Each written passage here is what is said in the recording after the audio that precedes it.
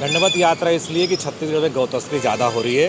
गौ तस्करी के माफिया छत्तीसगढ़ के रायपुर राजधानी में रहते हैं, धमकाने का प्रयास कर रहे हैं, रैकी कर रहे हैं और जबलपुर के सिद्दीकी से मिलकर मेरे घर को बम उड़ाने की बात कर रहे हैं। ऐसे तस्कर आतंकवादियों के साथ है, तो ये मनोज जंगेल हो या कोई भी हो, इनको बिल्कुल जेल के सलाखों के पीछे भेज देना चाहिए। गौ तस्करी को रोकने का जो बात करते थे, जो गौ सेवक अपने आप को बताते, वही गौ तस्करी करने लग गए हैं। दूसरा, पुलिस का एक बड़ा अमला बिका हुआ है।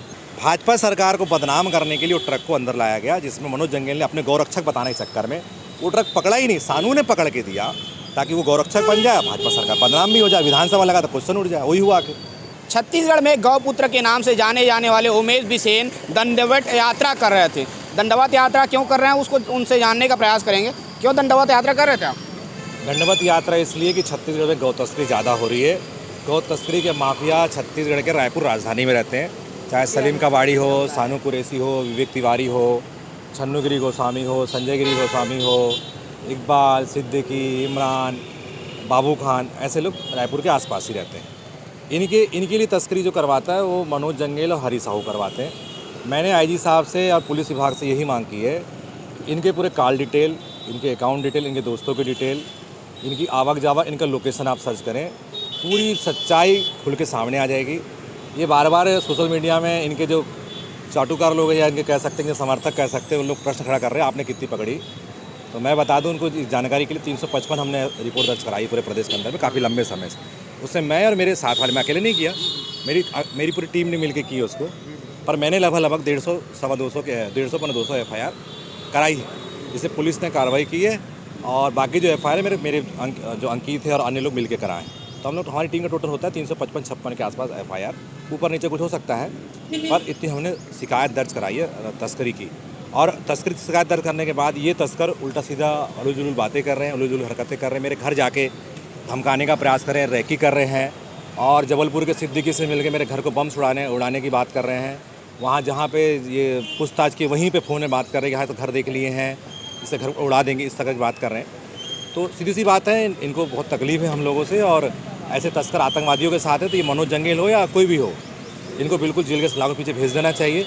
और ये विवेक तिवारी और सलीम कबाड़ी जो लोग माफिया गैंग चला रहे हैं, इसका खुलासा होना बहुत ज़रूरी है। उमेश बिसेन जी, आप काफ़ी समय से ये सब तस्करी रोकने का काम कर रहे हैं।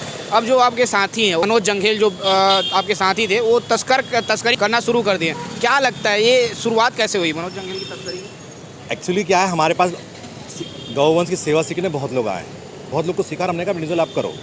हम लोग किसी को मना नहीं करते, क्योंकि आज के ज़माने में अगर कोई 15 मिनट में सेवा दे रहा है ना, बहुत बड़ी बात है, और लोग देते हैं। और हमारा उद्देश्य है कि 4 लोग 5 लोग को सिखा, फिर जो बोलना है बोलते रहे, प्रॉब्लम है। ये एक्चुअली चोर था, ये टीवी चुराना, गाड़ी चुराना, इस पर काम करता था, हमको नहीं मालूम था।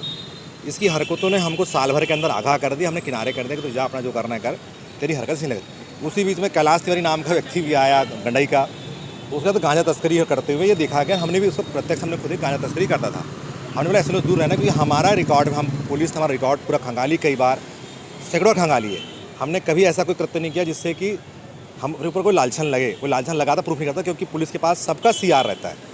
हमारा CR है, आप किसी भी जगह RTA लगा सकते हैं कि इनके बारे में क्या जानकारी, तो पुलिस विभाग को क्लियर जवाब देगा कि इन लोग आंदोलनकारी हैं, इन लोग सेवक हैं, लड़ने वाले लोग हैं, किसी प्रकार का भी गलत पंजीबद्ध। और इसका पता लगाने जाएंगे तो इसके खुद के गाँव में बोलते हैं लोग चोर हैं, डकैत हैं, गांजा की तस्करी करते हैं। मनोज, कैलाश, हरी, इनका तो ये गाँव वाले खुद, पुलिस गई थी खुद पता लगाई, पुलिस को पता लगा तो चोर डकैत हैं, गांव में चोरी का सामान बेच देते हैं, किसी टीवी बेच देते हैं, किसी गाड़ी बेच देते हैं, इस प्रकार हरकतें करते हैं।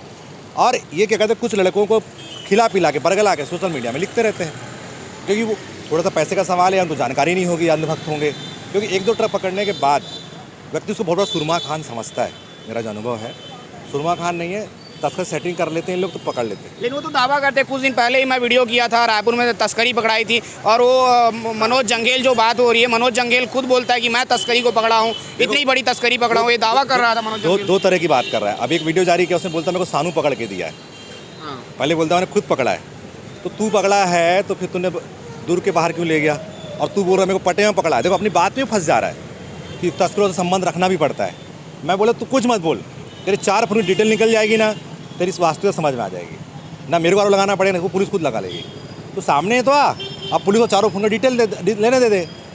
तेरी उसकी वास्तविक औकात क्या है, चोर है, डकैत है, पता लग जाएगा, उसके पड़ोसी से पता लग जाएगा, उसके माँ से पता लग जाएगा, उसे गाँव से पता लग जाएगा। उमेश जी, जो गौ तस्करी को रोकने का जो बात करते थे, जो गौ सेवक अपने आप को बताते, वही गौ तस्करी करने लग गए हैं। यही नहीं है, ये पूरे प्रदेश की स्थिति है।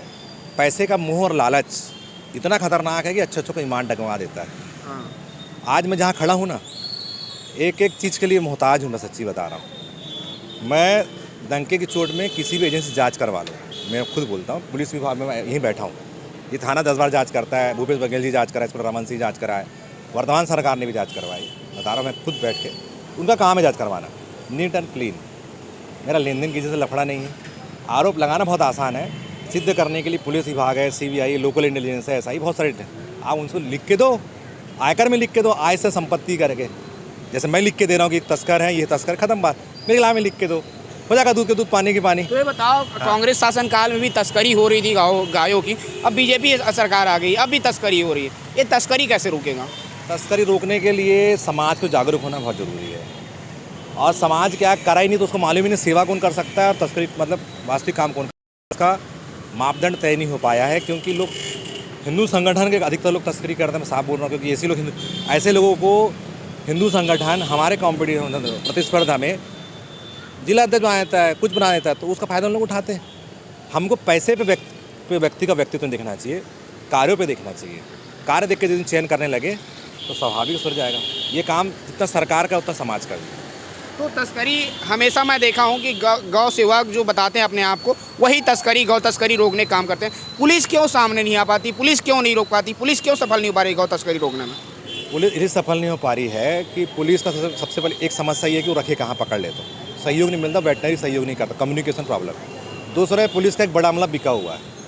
मैं फिर बोल रहा हूँ कि एक बड़ा अमला मतलब जो IPS होते हैं, कई जगह उनकी सेटिंग है, TI सेटिंग है, कुछ जगह काउंसिल सेटिंग, और जितनी गाड़ी पार होती है उनका नंबर वहाँ नोट होता है।